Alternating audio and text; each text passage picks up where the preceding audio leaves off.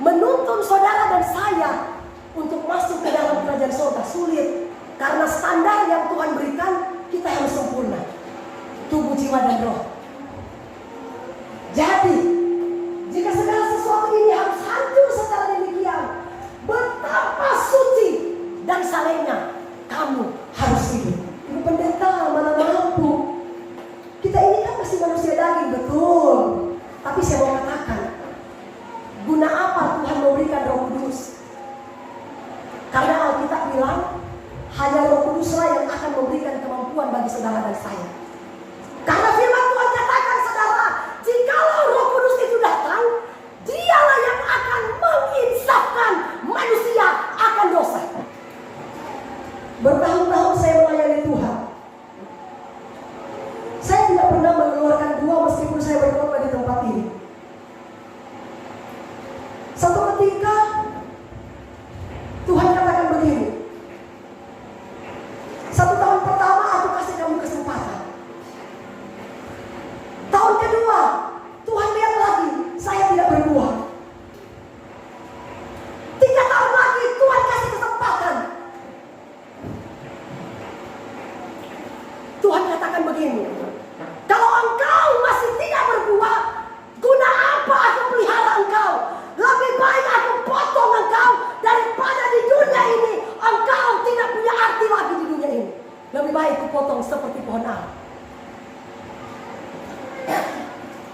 Satu ketika saya sakit. Malam itu saya berpikir saya sudah mau dijemput sama Tuhan. Jantung saya, nafas saya sudah sesak. Jantung saya di sini sudah sakit. Ini sudah rasa-rasanya memang sudah putus. Saya berdoa sama Tuhan. Tuhan, saya ingin sekali berbuah. Saya belum mencapai garis finish menghantar jemaat-jemaat ini untuk masuk ke dalam kerajaan surga. Karena saudara, itu adalah beban saya. Tetap jantung saya mulai serasa-rasa ditekan. Saya berusaha tidur semalaman, saya nggak bisa tidur. Karena saya berpikir malam itu mungkin nyawa saya sudah melayang.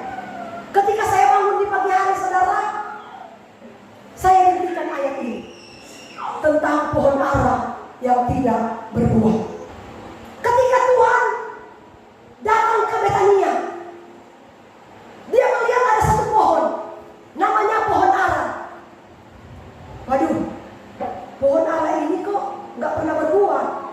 Daunnya banyak, tapi nggak pernah berbuah. Tahun berikut, Tuhan datang lagi. Dia lihat lagi, weh, tetap nggak berbuah. Akhirnya apa yang Tuhan katakan kepada pohon ara? Pohon, tahun ini aku kasih kamu kesempatan. Kalau kamu tetap tidak berbuah, aku akan bunuh kamu. Aku akan potong kamu. Guna apa aku pertahankan engkau hidup, tapi engkau tidak pernah mengeluarkan buah di dunia ini? Saudara, ketika saya membaca ayat ini, saudara, saya langsung berseru kepada Tuhan. Saya katakan kepada Tuhan, berikan aku kesempatan Tuhan. Berikan aku kesempatan Tuhan. Biarlah aku yang akan menuntun umat Tuhan. Biar mereka boleh masuk ke tanah Kanaan, membawa mereka ke dalam kerajaan surga yang kekal. Saya masih bisa bernafas. Semua karena anugerah Tuhan. Amin. Setiap hari saya dengan suamiku menangis. Sudah 12 tahun kami melayani di sini, Tuhan. Yang mabuk tetap mabuk. Yang berjudi tetap berjudi. Yang bersinah tetap bersinah. Apa yang harus kami lakukan, Tuhan? Kami sudah berpuasa di hadapan Tuhan. Ketika kami memberitakan firman yang keras, jemaat marah, jemaat tersinggung. Seperti ketika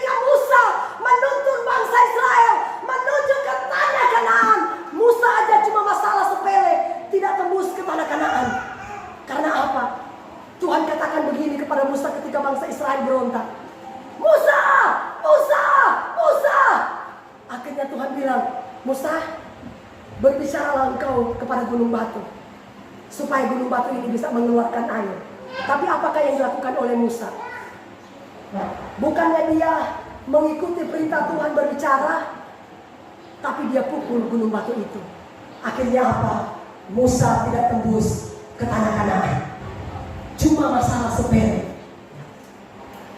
Makanya saya katakan saudara, membawa saudara masuk ke dalam kerajaan surga sulit.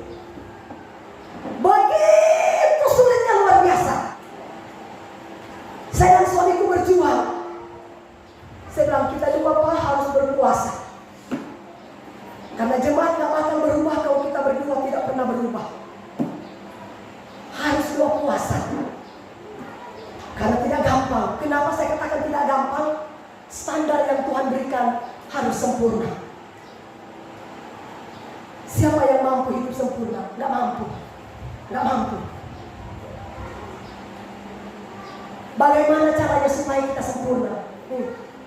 Hati kita ini harus terus-menerus disiram, dipupuk, diisi dengan firman Allah. Karena hanya firman Allah lah yang bisa memberikan pertumbuhan bagi hidup saudara dan saya. Amin.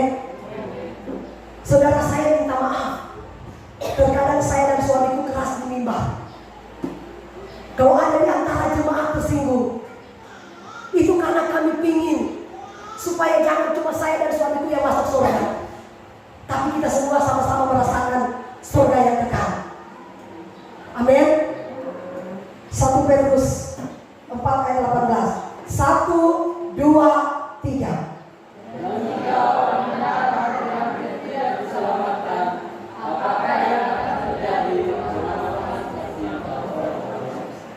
Saudara, luar biasa standarnya Tuhan. Dia bilang, sedangkan saya dan suamiku sudah jelas-jelas mengkhotbah, memberitakan Injil, saudara. Dia katakan hampir-hampir tidak diselamatkan. Apakah yang akan terjadi dengan orang fasik dan orang berdosa? Apakah yang akan terjadi dengan orang yang tidak pernah setia dengan Tuhan? Saudara, saya kasih tahu, setan tidak pernah takut ketika melihat saya dengan suamiku berkhotbah. Setan tidak pernah takut ketika dia melihat para pelayan ini memimpin pujian dan melayani. Tapi ingat, yang setan takutkan ketika saudara dan saya berusaha berjuang, melakukan dan mentaati firman Allah. Amin. Sekali lagi saudara, setan tidak pernah takut ketika saya menjadi penginjil. Setan tidak pernah takut ketika saudara melayani di atas mimbar. Tetapi yang setan takutkan, bagaimana saudara dan saya berjuang, berusaha untuk mentaati, melakukan firman Tuhan. Itulah yang setan takutkan. Kalau kita sudah berjuang, setan gemetar melihat kita.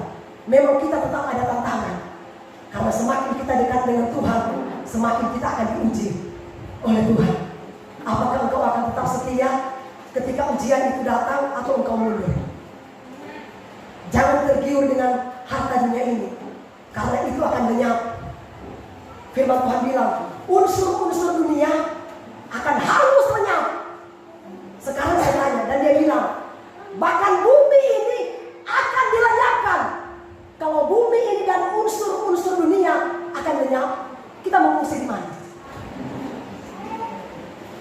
Bilang surga, betul. Tapi ingat, masuk kerajaan surga itu tidak gampang. Yesus aja datang di dunia, dia bilang begini, dunia ini aku berikan kekuasaan kepada manusia. Makanya dia berubah jadi manusia, karena dia tahu diri. Kalau dia tidak berubah jadi manusia, berarti dia mengingkari janjinya. Karena di dalam kitab Kejadian dia katakan, ya, ketika Tuhan menciptakan langit dan bumi beserta dengan isinya, dia bilang, kepada manusialah aku berikan kekuasaan bumi beserta isinya. Makanya dia datang ke dunia, dia harus jadi manusia. Kalau kita ke surga, harus harus menjadi seperti Yesus. Artinya memiliki karakter seperti karakter Kristus. Tidak gampang untuk kita mengubah hidup kita menjadi karakter seperti karakter Kristus. Makanya kesetiaan kita kepada Tuhan kita tunjukkan, isi hati kita ini dengan firman. Jangan pernah mudah tersinggung, karena setan itu akan berusaha menghancurkan hati kita. Ketika firman Tuhan datang dengan begitu keras, kalau kena ke kita, puji Tuhan, terima kasih Tuhan, tambah lagi Tuhan. Tapi setan juga mengapa? Itu singgung kamu itu. Lihat, kamu lihat itu kamu itu. Aslinya di rumah dia baru berpikir, Pak pendeta ini dia ajar kalau hari Minggu saya mau gereja. Wow, persetan. Itu setan saudara yang menggocok kita punya otak. Kan licik. Dia licik. Setiap kali firman Tuhan ditaburkan, dengan berbagai macam cara dia cari orang-orang yang bisa dia bisikin. Dia bilang, saya bisa. Itu kamu itu khotbah. Itu menyinggung kamu itu, singgung kamu. Ngapain kamu gereja-gereja? Ngapain gak usah? Itu aja. Setiap ini mereka singgung. Saudara saya kasih tahu ya, namanya dosa harus disinggung. Kalau seorang hamba Tuhan tidak berani menyinggung dosa, jangan jadi hamba Tuhan. Lebih baik jangan jadi hamba Tuhan. Coba ayat terakhir aja Bu, Yeskiel pasal 33. Firman Tuhan dalam Yeskiel pasal 33 ayatnya yang ke-8, 9. Kalau aku berfirman kepada orang jahat, hai orang jahat, engkau pasti mati, dan engkau tidak berkata apa-apa untuk memperingatkan orang jahat itu supaya bertobat, dan dari hidupnya orang jahat itu akan mati dalam kesalahannya, tetapi aku akan menuntut pertanggungjawaban atas nyawanya daripadamu. Tetapi jikalau engkau memperingatkan orang jahat itu supaya ia bertobat dari hidupnya, tetapi ia tidak mau bertobat, ia akan mati dalam kesalahannya, tetapi engkau telah menyelamatkan nyawa. Saudara jangan marah sama saya ya, kalau saya keras, karena saya takut dengan ayat ini. Tuhan bilang, kalau kamu melihat orang mabuk, orang judi, orang berzina, kamu tidak tegur, dia berdosa, kamu pendeta yang tanggung. Tapi kalau kamu sudah peringatkan mereka, tapi mereka tidak mau dengar, mereka akan mati karena kesalahan mereka. Kamu penyawa, kamu selamatkan. Tapi kalau kamu tidak tegur, ya orang itu akan mati dan kamu akan bertanggung jawab atas nyawa orang ini. Makanya saya takut dengan ayat ini. Saya memang keras. Saya tidak mau kompromi kalau di atas mimbar. Ketika sehari-harian saya, saudara bisa lihat, orang mungkin boleh menilai kami dengan negatif, silakan, tidak apa-apa. Yang penting Tuhanlah yang melihat kehidupan kita, karena yang berhak menghakimi kita adalah Tuhan. Amin. Satu ketika saudara, ada jemaat, saya katakan begini, Pak, kalau bikin pesta, jangan ada mabuk-mabukan, jangan ada pesta pora. Tuhan melarang. Ayo pendeta, nggak apa-apalah. Ini kan sudah tradisi kami. Waktu dia ngomong begitu, saya menangis. Tuhan, 12 tahun loh saya mendidik mereka, 12 tahun. Kenapa nggak ada pertumbuhan? Kan Tuhan yang bilang, Rasul Paulus menanam, Apolos menyiram, tapi engkau yang memberi pertumbuhan. Saya mungkin menyiram setiap hari, tapi kalau engkau tidak kasih pertumbuhan, bagaimana mereka mau bertumbuh? Setiap kali saya peringatkan, jangan mabuk, jangan berzina, jangan berjudi, tetap aja. Sampai di mana Tuhan? Kalau engkau sendiri tidak bertindak, terus gimana? Selesai pesta, kami dikagetkan. pendeta Bapak ini telah dipanggil pulang oleh Tuhan. Saya sangat menyesal. Saya menyesal di hadapan Tuhan. Saya menangis di hadapan Tuhan. Saudara, bersungguh-sungguhlah. Karena sesungguhnya maut sudah ada di depan kita. Saya katakan, ada dua hal kedatangan Tuhan. Menjemput secara pribadi, secara umum. Secara pribadi, saat ini saudara sehat-sehat. Tiba-tiba gak ada sakit, besok meninggal. Tuhan bilang, kalau tidak berbuah, lebih baik aku potong. Lukas 13 ayat terakhir. Ayat 7 aja, ayat 7. Ayat 7 sampai terakhir, coba. Lukas 13 ayat 7. Lalu dia berkata kepada pohon anggur itu, sudah 3 tahun aku datang mencari buah pada pohon ara ini, dan aku tidak menemukannya. Tebanglah pohon ini, maka ia hidup di tanah ini dengan percuma. Ya, sampai situ. 1 tahun oke. Tuhan kasih kita kesempatan. 2 tahun dia datang lagi, tetap nggak ada buah. Oke, aku kasih kesempatan. Pas ketika tahun dia lihat, tetap nggak ada buah. Guna apa dipertahankan? Lebih baik aku tebang. Ada amin? Saudara, kalau kita tidak berbuah, pasti kita akan dipotong. Kalau kita nggak ada guna lagi di dunia ini, pasti kita akan ditebang oleh Tuhan. Galatia 5:19. Saudara sudah lihat baik-baik ya. Inilah larangan Tuhan. Perbuatan daging telah nyata, yaitu percabulan. Arti percabulan, melakukan hubungan seks di luar nikah. Kecemaran, hawa nafsu, terus penyembahan berhala, perseteruan, perselisihan, iri hati, amarah, kepentingan diri sendiri, percintaan, roh pemecah, terus kedengkian. Saudara baca ini. Wah, bapak-bapak takut baca ini ya. Siapa ibu-ibu? Coba bapak-bapak yang baca. Habis kedengkian apa? Kemabukan. Ini bukan saya yang bilang ya. Terus habis kemabukan apa? Pesta pora. Bu Pendeta, besok ada ucapan syukur ulang tahun ya. Oh iya. Habis ulang tahun, pendeta sudah khotbah, langsung. Apakah itu mengucap syukur? Itu sangat-sangat menghina Tuhan. Pengucapan syukur diakhiri dengan pesta pora, mabuk-mabukan, itu menghina Tuhan. Makanya saya bilang lebih baik nggak usah mengucap syukur. Betul nggak Bu? Betul nggak Bu Yunita? Lebih baik jangan mengucap syukur. Kalau kita mengucap syukur diakhiri dengan pesta pora. Oh, saya lihat. Pak, ini apa? Wah, minuman berkaleng-kaleng. Oh, Tuhan, akhirnya pas pesta berhantam di pesta. Oh, Tuhan aja menangis. Sedangkan saya sebagai hamba Tuhan menangis.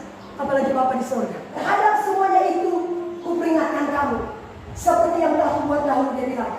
Barang siapa melakukan hal yang demikian, dia tidak masuk ke dalam kerajaan Allah. Kalau kita mati dalam keadaan berzina, kalau kita mati dalam keadaan mabuk, kalau kita mati dalam keadaan iri, hati dengki, dendam, dan lain sebagainya, dia bilang itu bukan surga, itu neraka menanti. Makanya saya kalau diundang orang meninggal kalau dia mati karena mabuk, saya bingung mau khotbah apa. Karena firman Tuhan bilang kan orang mati karena mabuk neraka. Saya bingung. Akhirnya saya cuma bilang begini. Masalah tempat Tuhan yang lebih tahu. Karena ketika kita mati, itu bukan lagi urusan pendeta, itu sudah urusan Tuhan. Sekarang saya tanya, kira-kira boleh nggak berdoa untuk orang mati? Pak, boleh? Tidak boleh, saudara. Sebab apa? Kalau kita sudah mati, itu sudah jadi urusan Tuhan. Kalau kita mati karena kebaikan, dia bilang itu surga. Dia nggak butuh lagi doa saudara. Loh, surga sudah enak. itu lagi doa kita, apalagi kalau di neraka. Biar kita berdoa, Tuhan bilang namanya neraka. Sudah jelas-jelas dia mati karena mabuk, dia mati karena judi, dia mati karena berzina. Tuhan bilang neraka tidak masuk ke dalam kerajaan Allah. Jangan saudara cuma karena firman yang keras saudara dendam sama saya. Jangan. Saya seringkali angkat tangan.